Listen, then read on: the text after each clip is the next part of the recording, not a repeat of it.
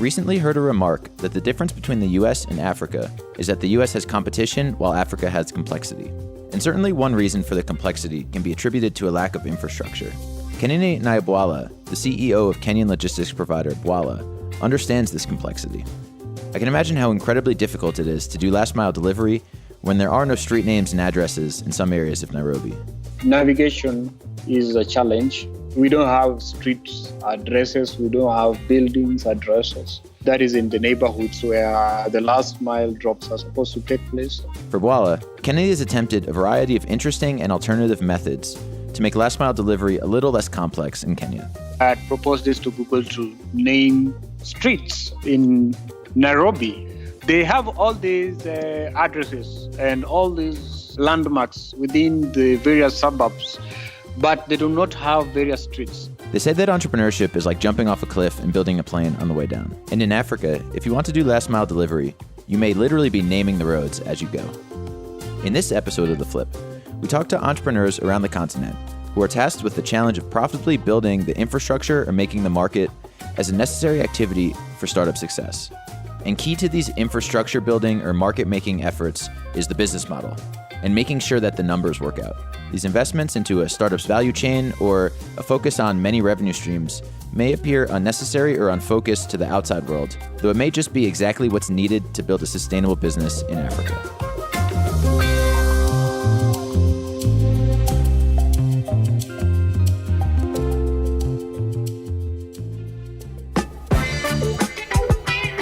You're listening to The Flip, the podcast exploring more contextually relevant stories from entrepreneurs around Africa.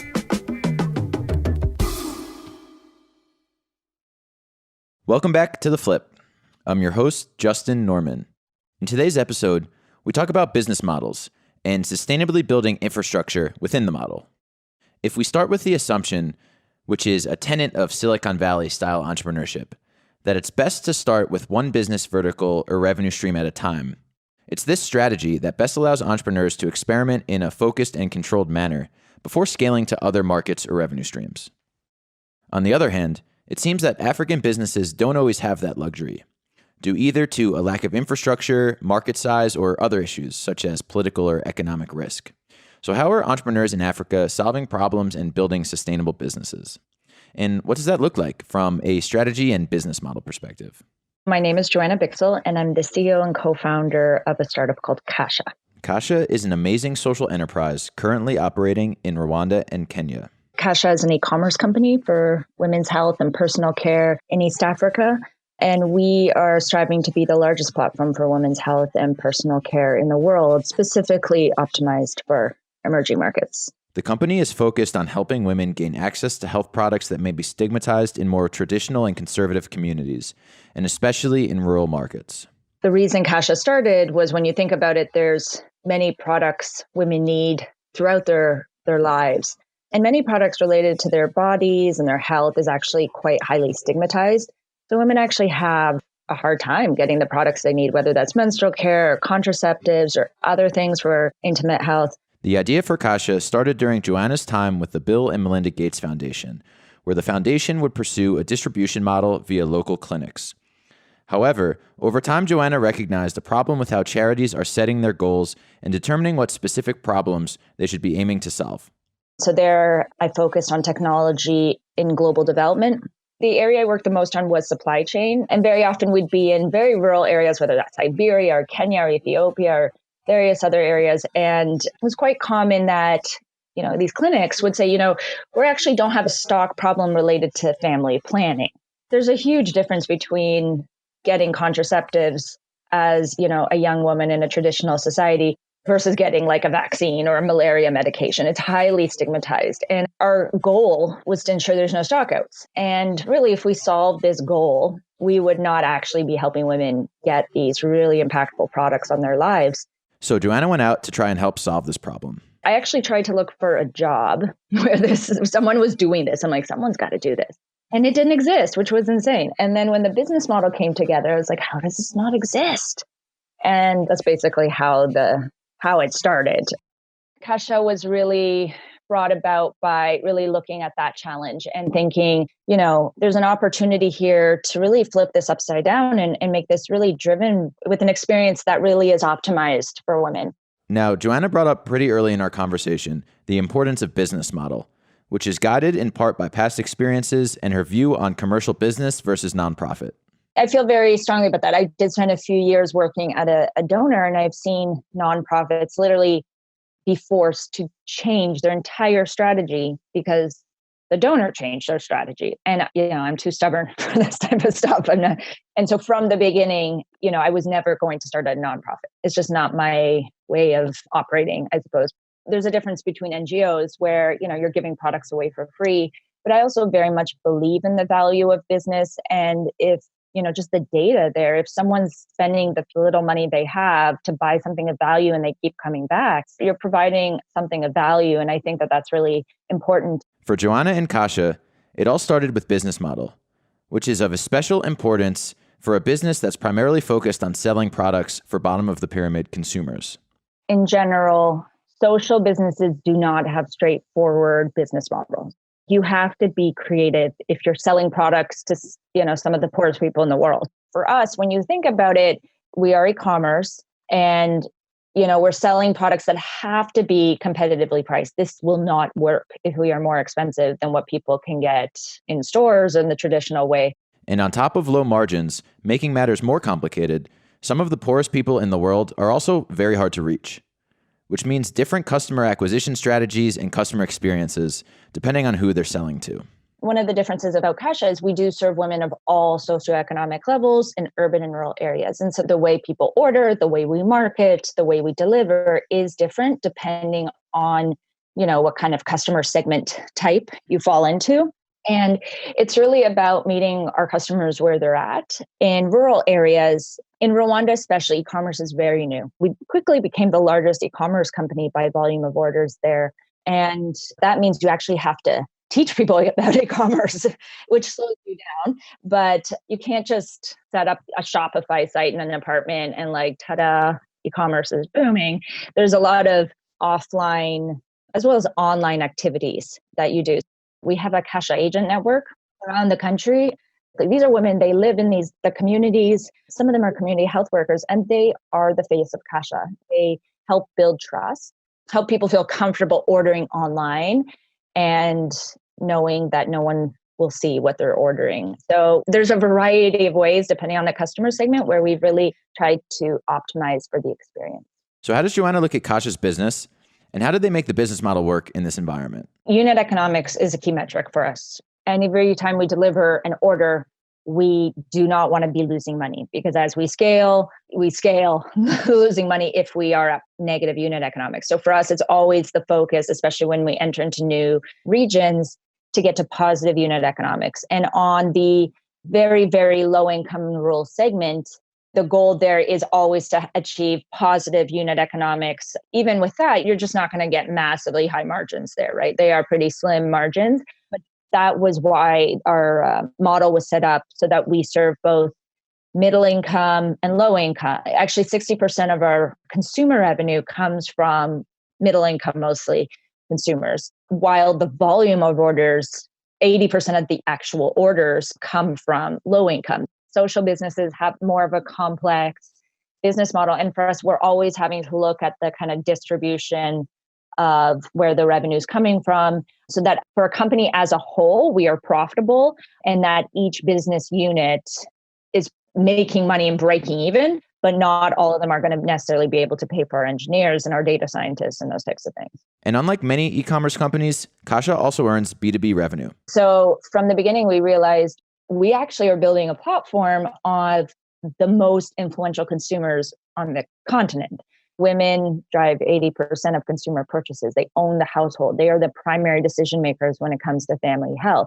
Women are a target consumer for many, many pharma, FMCG, beauty companies that are looking to enter the market. And so for us, we are a platform where we have both B2B revenue in addition to our e-commerce, the B2C revenues.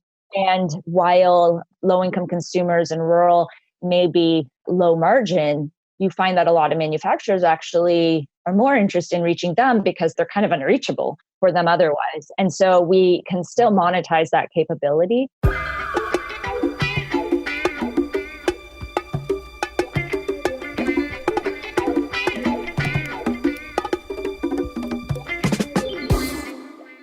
Kasha has proven out a sustainable model that, regardless of their distribution of revenues, allows them to accomplish their goal of getting stigmatized products into the hands of rural and low-income women in East Africa. Kasha's model effectively addresses a market size challenge. Because of the slim margins of selling to rural and low-income women, they're tasked with selling to easier-to-reach and higher-margin customer segments, as well as to monetize manufacturer relationships. And Kasha, in building out an agent network, is also building infrastructure, which, as we'll see, is the other area of focus for African startups to determine how to make the model work for their business. Imagine London or New York City without the underground, without the subway, without the ferries, and with 70% of the streets being unpaved or poorly paved, right? And then you have about 20 million people within 1,000 square kilometers of land trying to get around on a daily basis to conduct their business. It's an absolute nightmare. That's Adedayo Bamiduro, the co-founder and CEO of Nigerian transportation company MAX.ng, which provides ride-hailing and last-mile delivery using motorcycle taxis, known in West Africa as Okadas. I spoke with Tayo and fellow co-founder, Max's chief growth officer, Chinedu Azodoh, about the level of complexity they need to overcome and the subsequent investments they need to make to not only build a sustainable business, but to disrupt and improve the difficult transportation situation in Africa's largest city, Lagos. Public transport system is fragmented, it's poorly organized, it's very informal, it's very rough. The vehicles are old. A lot of the vehicles are 20, 30 years old. Add to that the fact that Lagos has about 1 million cars on the road. So it's traffic jams all the time. It's just so hard to move around. Add to that again, the fact that you have close to about 500,000 informal motorcycle taxi drivers who haven't gone through any formal training, who don't wear helmets. It's just a complete total madhouse. That's the context we're talking about here. But where many see chaos, Tayo and Chinedu see opportunity. What Max has done is to bring a little bit of sanity using technology, using training, and using mobile payments to organize that industry and make it safer, more accessible, and more affordable for commuters. And how has Max begun to bring sanity to Lagos? We launched a delivery service about 3 to 4 years ago now, and then we pivoted to be a pure mobility platform that does both ride-hailing and last-mile delivery. Here, we immediately see a diversion from the typical Silicon Valley method of entrepreneurship.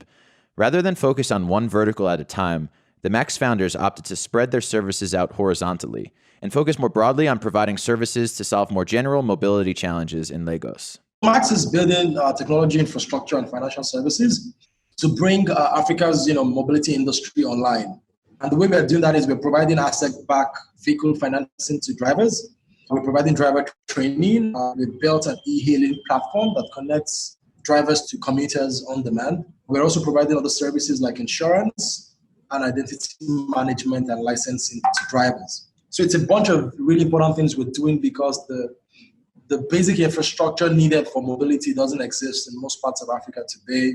The industry is still very informal and very fragmented at the same time. And that explains why you have high accident rates, for example, in the two-wheel mobility space. So what Max has done is to build a couple of very critical supporting infrastructure to make transportation safe, affordable, and accessible in sub-Saharan Africa. Some of the things we've done, for example, we've built transparent dynamic safety scoring system for drivers, driver academy that focuses on bringing on board high-quality drivers, implemented an infrastructure/innovative approach that combines ride-hailing with financial services and mobile commerce. We're executing with a very strong partnership-driven approach. So we're working very closely with financial institutions, with governments, and also with vehicle manufacturers and payment companies to create all the elements needed to provide an app-based 2- and 3-wheel mobility service. Ride-hailing, last-mile delivery, financing, mobile payments, insurance, driver training, and safety. That's like 6 or 7 businesses and innovations in one.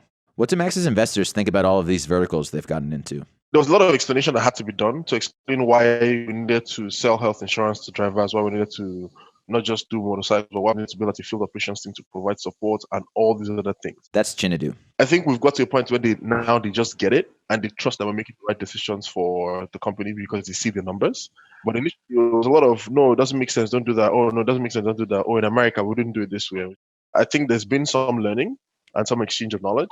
And I think that's the great thing about having investors who believe in you as founders and as leaders in the organization. They believe in your ability to make the best decisions and are willing to give time to see how things work out. We're very lucky in that sense. I think a crucial thing that Chinedu just mentioned, and that I hope isn't overlooked, is that their investors trust them to make the right decisions, amongst other reasons, because they see the numbers. In other words, Max is building a business and gaining traction across all of these verticals and creating impact at all levels of their value chain in a viable and sustainable way. If you're trying to build sustainably, then it might make sense to, come with a sensible amount of money, have that money available to tap into, but initially be lean in the sense that, we're going to take an approach of testing things, trying out and figuring out what works, right? And then when you figure out what actually works, then you can spend a lot of money scaling that. If you don't figure out what works and just start to scale, you will finish spending the money and not have achieved the level of scale you're looking for. And if we think back to the quote on competition versus complexity, we can see how it's most beneficial for Max to take this sustainable approach. The real competition is the complexity of the problem itself. What we're seeing is that ultimately the biggest competition or the biggest threat to success or survival is actually figuring out how to operate as efficiently as possible internally rather than being obsessed about what other players are doing in the market. So ultimately, especially in a market like ours, first mover is typically not necessarily an advantage. It's more about who provides the most value, right, to customers. Whoever figures out how to do that ultimately will win. And the impact of investing in infrastructure and sustainable growth? When you think about what the impact of this stuff is, on average, people spend 5 to 6 hours a day in traffic. That's 1/4 of your life during the week, sitting in a vehicle, trying to get from one point to another. For the record, they're traveling less than 30 kilometers per average most days. There's a lot of time for 30 to 60 kilometers. It's a lot of time. What we've been able to do with our platform is to essentially crash that from 6 hours to 30 to 45 minutes each way, which essentially means under 2 hours. For the drivers, coming to the market, the drivers on average made about 30,000 naira a month, which is $70 or something like that. We've been able to increase that 4 to 5 times to date. The average accident rate for motorcycle taxis, average death from motorcycle taxi accidents in Nigeria is one person dies on average, I think, every 16 to 20 minutes. On the MAX platform, our accident rate is less than 0.1%, and we have 0 deaths on our platform.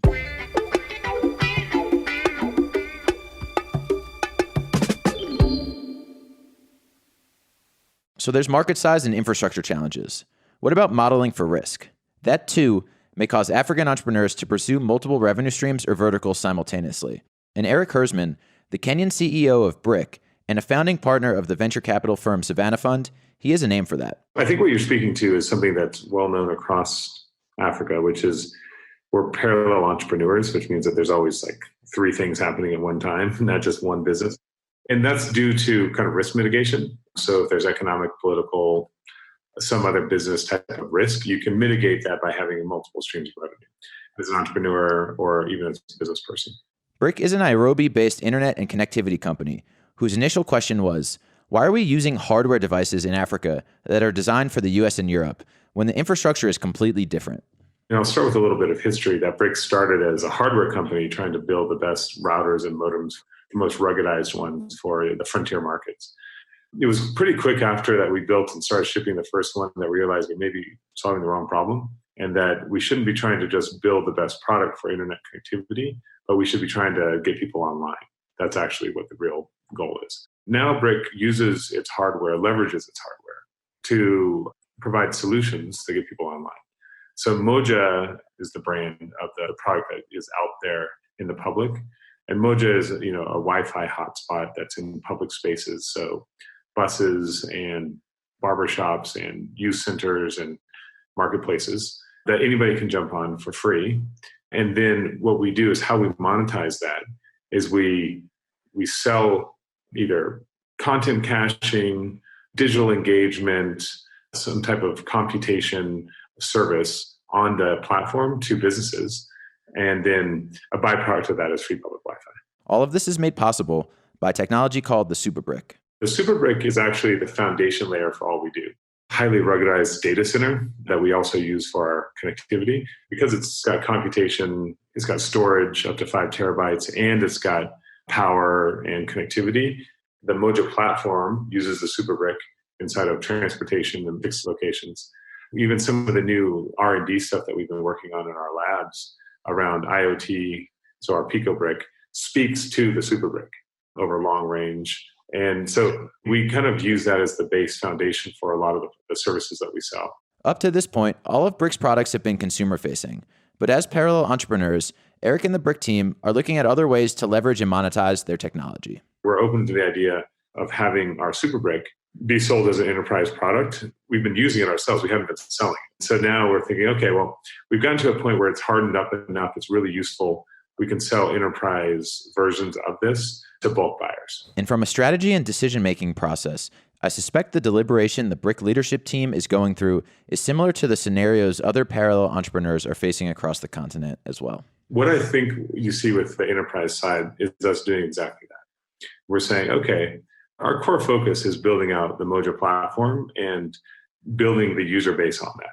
We're at 500,000 monthly active unique users today, and we want to push that to 2 million by the end of the year. Fantastic. We'll monetize that. We'll be kind of gross margin positive by Q1 next year. Should be all good.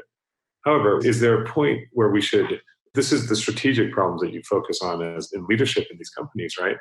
Is we're saying, okay, is it too much of a focus problem if we take something that's already built and we firewall a team that works on like the enterprise version of the software? Is that taking away too many resources from the core and being some type of distractive element? We're actually not fully decided on this yet, but we're considering having that available as part of we're reorganizing how we do our business right now. And if we can reorganize that in a way that we feel like it won't disrupt the core part of the business, then we'll do it. But it is absolutely what you're saying about making sure that you have multiple streams of revenue and that you're iterating on and making sure that you have just more possibilities. Here's a crucial challenge. How do you determine the best strategy? Brick, after iteration and experimentation, is getting their core business firing on all cylinders. But now, do they pull resources away from their core business in order to pursue alternative revenue streams? There's no right or wrong answer, but these are questions that entrepreneurs on the continent may be tasked with trying to answer on a regular basis. What do you do, and how do you make the numbers work? Sometimes it may just take continued experimentation and iteration, and doing less than you originally intended. Something that Jehiel Oliver, CEO and founder of HelloTractor, has experienced. HelloTractor is a technology platform that farmers can use to rent tractors and that fleet owners use to manage their assets' location, fuel measurement, utilization, and more. It's really more of a CRM platform. We'll provide a tool to manage farmers and connect those farmers to tractor owners that are also using our technology to manage their fleets.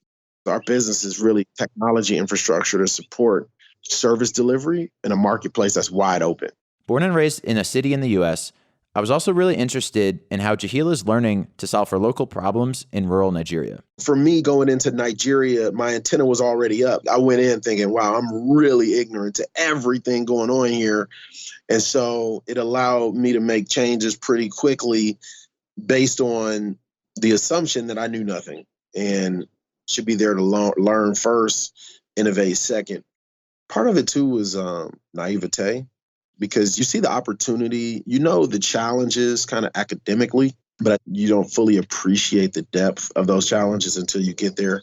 From HelloTractor's origins in 2013 to present day, they've come a long way through a series of innovations and pivots, from initially selling IoT smart tractors to the software product they have currently that allows them to create impact profitably and at scale. Our initial product was a tractor with the technology.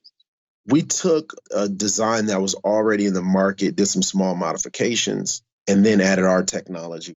We turned this low horsepower single axle tractor into what we were calling a smart tractor. The technology is what kind of makes it a product, but building out a market requires so much more than just lines of code. But that's the product that you can sell into the marketplace once you put in that market building effort. So that was the role that we decided to play. So We pivoted away from selling the tractor in beginning of 2018 to focus on just the technology, and the business really skyrocketed from there. Today, through a network of third-party dealers and distributors, Hello Tractor can provide Nigerian farmers with tractors at greater scale. We're in a double-sided marketplace. On the tractor side, we distribute through OEMs like John Deere and their dealers, which is John Deere's customer. And then on the farmer side, we distribute through people who aggregate farmers, right? And this could be outgrowers, input companies, fertilizer companies that are selling to farmers. But it can also just be these rural young people. And some of our best partners on the demand side are exactly just that. They're entrepreneurs. They see an opportunity. They're like, look, I got 500 farmers in my community willing and able to pay for inputs, and I'm willing to get my hands dirty, and we can open up a product offering to make sure they at least get the tractor services and build that out to other inputs as well. When you generate those bookings, you can generate that booking from those 50 farmers that you know that need the same tractor service at the same time in the same vicinity. So that booking comes in at economies of scale. Our technology will match that booking with the nearest tractor that's available using our technology, right? With the applicable implement, right? Because tractors can do so many different things. And when that pairing occurs, the tractor owner pays the entrepreneur a commission and we don't touch it. And it's done actually not to drive any revenue on our side directly, but we obviously need as many farmers on the platform to be relevant to the tractor side of the marketplace, which is where we make our money. With Hello Tractor making a market, they are not only putting more tractors in the hands of farmers, but creating financial opportunities for entrepreneurial-minded distributors throughout the country. And this is a vital point that for Hello Tractor, similar to MAX, allows them to create greater impact at scale. However, unlike MAX, Hello Tractor pivoted to become strictly a technology company because they had to make the numbers and the model work. Jehiel determined that to create the most impact at scale, it was actually most beneficial for them not to go all the way down to the farmers, who are ultimately the direct users of the tractors. When we first started, we had this SMS booking platform. It took less than 2 months of that product in the market to realize all this stuff people are talking about SMS, academic and development aid stuff, it don't work. You need to build an app. And the app doesn't have to scale across, 80 million people. But you do need maybe 1,000 people that are power users of that application, aggregating demand on behalf of the 1,000 farmers in their community. And so you get that multiplier effect. From a funding perspective, they've received grants that can help build out their distributor network. And then, of course, the grants, which is generally a pass-through, though. Ziggy is looking at building out a booking organization in South Africa. He's like, I got 10,000 farmers. These 10,000 farmers represent around $500,000 in booking commissions every year. But he needs to put some infrastructure in place to actually capture that opportunity.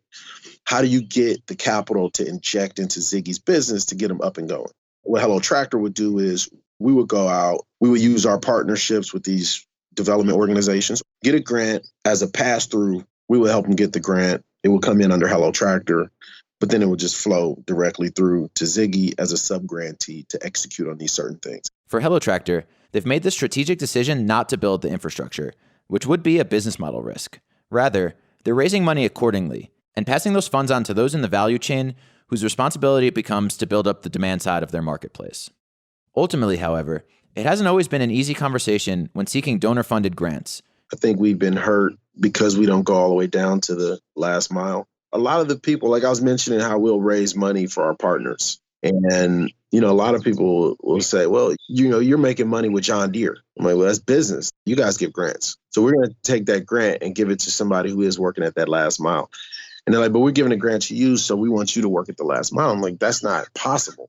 We're in multiple markets. How could we possibly do that level of work, that level of engagement in all these different markets? The cost of customer acquisition is so expensive at that last mile level. It's best done by somebody who's already there. And Jehiel had to be incredibly mindful of the impact on local relationships as well. And could you imagine, if we did that at any meaningful scale, our partners would be so skeptical of ever doing business with us. As they scale, Hello Tractor's model dictates that they shouldn't go all the way down to the last mile. Yet invariably, Hello Tractor is building infrastructure and creating impact, whether or not they go all the way down to the last mile. And as for their impact, If you get one person working a hectare, and the average plot size in Nigeria is about 1.1 hectares. So if it's one individual working that plot, it takes about a month to prepare the land for the season. You're literally bent over with a hoe, going row by row, digging up that concrete. And it's hard as concrete, that soil. But, the unfortunate reality is most farmers start that work when the rains begin. So you miss about 30 days. And every day you plant late in a rain-fed system, you lose about a point in yield. So you've already lost 30% of your harvest just by planting late because you're doing it manually. A tractor knocks that same work out. 1 hectare, it'll be done in an hour. It's crazy. 30 days of work gets reduced down to an hour. So you get the yield that you would have lost from manual production. But then also it's cheaper. That manual labor costs about $5 a day. That's the rural wage rate in Nigeria. So that's $150 for the month. The tractor service costs $75 for land prep, roughly, a little less. So you save 50% on your land prep costs. So you save, you yield more, you plant more efficiently, and you don't have to do as much work.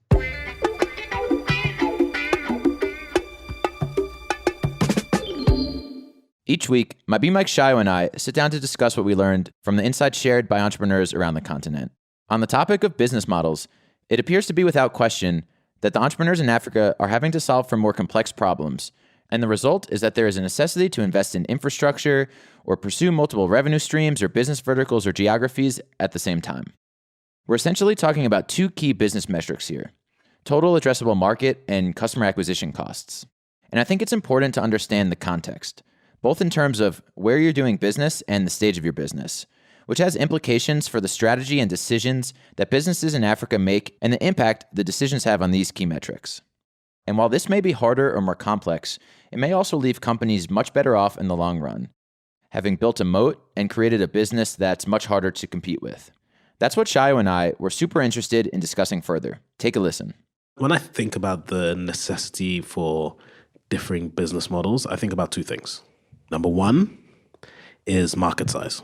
Question of, if there is not a big enough market size for what you want to do, it almost necessitates being in multiple markets or having multiple revenue streams.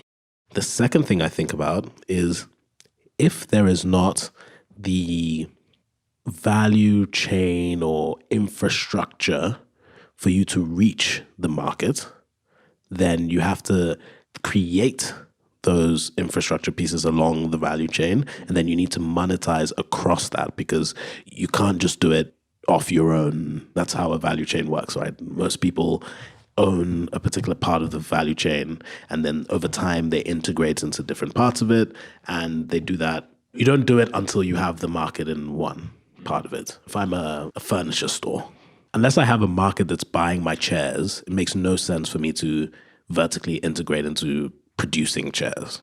So that's often how it goes. But I think that what we find on the continent is that, just to get people to buy my chairs, I need to also make the chairs. Then you have to be savvy in how the making of the chairs has a business model. So maybe you're making chairs that you sell to all the furniture stores, to your competitors as well. My feeling is that the question we want to answer, right, is that in Silicon Valley, the vibe is that focus on one thing, get awesome at it, then you can pivot and move around. That's kind of a common practice. But I think the question that we probably want to explore here is, when is that not necessarily true? And I think it's those 2 things. So I guess what we're really just talking about is margins, right? Because I suppose in the US, to acquire a customer is probably more expensive, right? Simultaneously, they're selling their products for more money, right? But it's a different kind of upfront expense here, at least in the case of Kasha, where rather than having to pay a $20 customer acquisition cost with Facebook ads, they're having to build out an agent network. It looks a little bit different, but it may kind of actually be the same. 100%. I mean, it's the same in terms of framework. My question is just about, what is the difference in margin? And then what is the scale you need to cover your fixed costs? Yeah. Right? What is the scale on that unit economics margin that you need to cover your fixed costs? Often I think that maths becomes challenging. When talking about scale, then that opens up all of these other questions, which we'll have to address later, about the ease of scaling. It's easier to scale across the US than it is to scale to a comparable market size across Africa. And I think that's why diversification in product stream or revenue stream, or whatever it might be, is about diversification. The core of the question that we're asking about specific to the continent is, number one, does that point come earlier in the journey? And number two, despite the increased risk, is there a necessity for diverse revenue streams just to make the maths work? Yeah. I suppose my hypothesis is that it does come earlier in the journey, right? And so invariably the question becomes, does that then make it harder because you're having to do all of these things much sooner in the journey when you're still sort of proving the concepts out? Yeah, 100%. And Erik said it really nicely. How do you justify moving resources from your core thing that's working? You've kind of reached a product market fit. How do you justify moving resources away from that into another thing before you've kind of fully realized the upside of your core thing? And I think that's like one of the most difficult decisions that entrepreneurs have to make, like on a daily basis on the continent, as opposed to like 5 years down the line. If you're US-based e-commerce company, like at a certain point, you've sold to everyone that there is to sell to, right? And is that the natural point in which then they say, all right, maybe we should go find another market? Yeah. Whereas I don't think that that expiration happens here, right? So you're faced with these really, it's not like the answer presents itself, right? And you're faced with these really difficult strategic decisions around, it's not a question of whether or not you should scale. It's a question of how you scale from a strategic perspective, right? Yeah, definitely. Amazon is in the business of building infrastructure. They're like a logistics company more than an e-commerce company now. Perhaps the conversation is actually not even that it's a necessity, or, you know, if we're saying a necessity, that kind of, in my view, applies like a necessary evil, but it's tremendous opportunity, but in particular to build out like this really competitive moat around your business. If you're building this infrastructure and if you can do it profitably and sustainably, then you're building a business that's hard to compete with and that's built to last. 100%. Amazon's actually a phenomenal example, right? Because they did those two things I was talking about. Right? Number one, they had a hella massive market and built the infrastructure to support an existing market and integrated, what do you call it, vertically and horizontally actually. But secondly, they also built infrastructure that was profitable outside of their customer piece, because they started saying, hey, any e-commerce or small business that wants to sell their stuff, they built the marketplace, right? You can come here and have the infrastructure to sell stuff without having to build logistics part of your business, right? So they did both. And I think that's the challenge for us on the continent is, if you're going to build the infrastructure, is there a market, or is there people that will want to use your infrastructure that will make it profitable for you to build that, or preferably both? We touched something interesting about the example when you go out, you build an agency network, and then the agents are not exclusive to you. So someone else can just piggyback on that. Even a competitor, you've built out the infrastructure for someone else. So I do think there's a question around the kind of infrastructure you build, how you fund that kind of infrastructure, and then also how you actually make it operate as a moat. So it's not just about building the infrastructure, it's about protecting the infrastructure. Yeah, or not. I mean, you can make the call that, hey, we need this infrastructure to exist. We have a better value proposition at the point of sale than anyone else, so we'll take the hit. That's just so important just to understand the maths. One thing that Max said that was interesting as well was like, there's no way that they're going to take 100% market share, right? So again, I mean, maybe this is a question on like what the numbers say, but it sounded to me like they understood that there may be others who benefit from the infrastructure that they're building, and they're okay with it, right? They also view, I mean, I think competition in particular in these sorts of new business, it's validating for them, right? So it makes it easier. The fact that there's competitors means that there's, you know, presumably latent demand, and it just brings more exposure to all of them. Yeah, for sure. The other infrastructure thing I was going to talk about was Hello Tractor. To the point about does the math work out? Like, they do all of these things to build up the demand side of the farmers, but that's not commercialized in any way. Why do they do it? Because they need the demand on there to actually be able to like extract as much value out of the relationship for the benefit of their actual customer, that's which is the the maths. manufacturer. But it's interesting, they just tap into like existing hustlers. So it's almost the inverse. Ideal. So I don't know how much they've had to actually build their own infrastructure, or if they've just leveraged existing relationships. It's probably a combination of both. I mean, I'm sure they're building and they've got training and they've definitely got to teach them how to sell on their behalf. But it's interesting, like he explicitly said as well, like it's also the way that they scale is by leveraging these existing infrastructures. They can't be the one that goes down to the last mile because it's just not profitable and it's not feasible. And it was interesting, like they get a lot of grants, but they treat them as pass-through grants. So if there was somebody in their agent network that needed to build out some sort of infrastructure to support like their business, they would get the grant as a pass-through. And some of the donors, sometimes they're like, what do you mean? We give you this grant. Like we want you to be the one that goes and down and touches last mile. He says, no, like that's not possible. And it's actually not beneficial to our business. It just doesn't make sense from a numbers perspective. I love that. Such a good example of if the math doesn't work, then fund it accordingly. That's such a great way of thinking about it. It's like, okay, let's pass the grant on to people who are actually going to build the infrastructure, and we're not taking a business model risk on something that does not make sense for us. And I guess no amount of grants or funding is going to make those numbers work. It's not a question about more money or access to capital. It's a question about being very, very selective and strategic in the money that they take, which is perhaps antithetical to the general narrative about access to funds.